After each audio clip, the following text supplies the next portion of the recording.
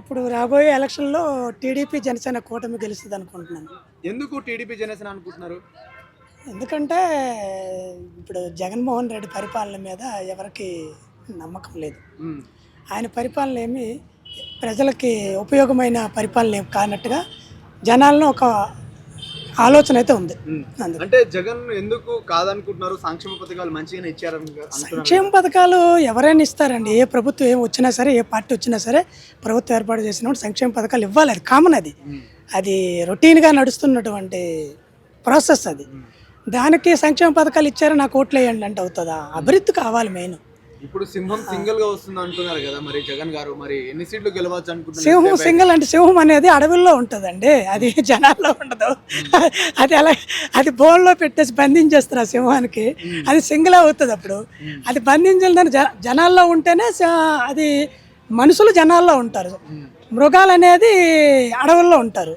సింహము ఇవన్నీ మృగాలు కాబట్టి అవి అడవుల్లోనే ఉంటాయి. సింహం అనేది మీరు సింహం అంటారు కదా మీరు. జగన్ ఏమో జగన్ సింహంతో పోల్చారు కదా, అది అడవుల్లో ఉంటారు అవి. ఇప్పుడు జగన్ గారి 5 ఇయర్స్ పరిపాలనలో, అంటే జగన్ పరిపాలనలో మీకు ఎలా అనిపించింది? మీకు ఏం నచ్చలేదు? అది దానికి రీజన్ ఏంటి? రీజన్ అంటే ఏం లేదండి, ఆయన పరిపాలన అనేది వ్యక్తిగతంగా నాకు నచ్చలేదండి. ఓకే, అంటే ఉద్యోగ అవకాశాలు కల్పించి అంతే. ఉద్యోగ అవకాశాలు లేవు, అభివృద్ధి లేదు, రాజధాని అనేది ఇప్పటికీ లేదు. ఒక వ్యక్తి మీద ఉన్న దేశం వల్ల మొత్తం ఆంధ్రప్రదేశ్ రాష్ట్రం అంతా కుదేలైపోయిందండి, వెనకబడిపోయింది. అది మెయిన్.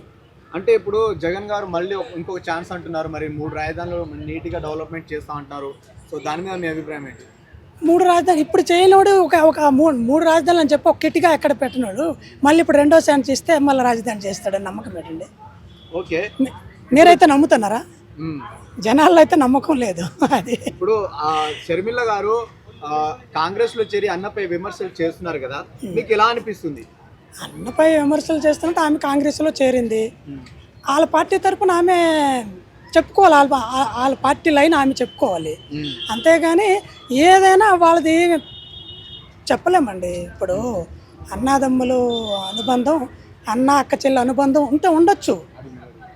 ఇప్పుడు ఆళ్ళ రామకృష్ణ కాంగ్రెస్ నుండి మళ్ళీ వైసీపీకి వచ్చారు కదా, దాన్ని ఎలా చూడాలంటారు? ఎలా చూడాలంటే అదే మరి అక్కడే ఉంది. అంతా వాళ్ళ రాజకీయ ఎత్తుగాళ్ళు అంటే అలాగే ఉంటాయి వాళ్ళవి. వాళ్ళవన్నీ ఎలా ఉంటాయంటే, ఇప్పుడు టీడీపీ జనసేన పొత్తుతో వస్తున్నాయి కదా, మీకు ఎలా అనిపిస్తుంది బాబాయ్? టీడీపీ జనసేన పొత్తుతో వస్తున్నాయి కదా, మీకు ఎలా అనిపిస్తుంది?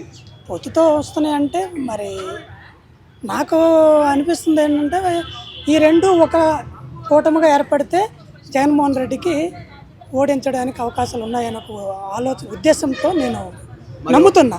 ఒకవేళ టీడీపీ జనసేన గవర్నమెంట్ ఫామ్ చేస్తే మరి ఎలాంటి అభివృద్ధి చూడాలనుకుంటున్నారు మీరు? జనసేన టీడీపీ ప్రభుత్వంలో వచ్చేటప్పటికి వాళ్ళు అభివృద్ధి చేయడానికి చాలా అనుభవం ఉంది చంద్రబాబు నాయుడు. కాబట్టి అనుభవం నా వ్యక్తిగత దీనిలోన అభివృద్ధి జరుగుతుందని నమ్మకం ఉంది. ఓకే, ఓవరాల్గా ఒక్క మాటలో ఆంధ్రప్రదేశ్ నెక్స్ట్ సీఎం ఎవరు అనుకుంటున్నారు? చంద్రబాబు నాయుడు అండి. థ్యాంక్స్ అన్న.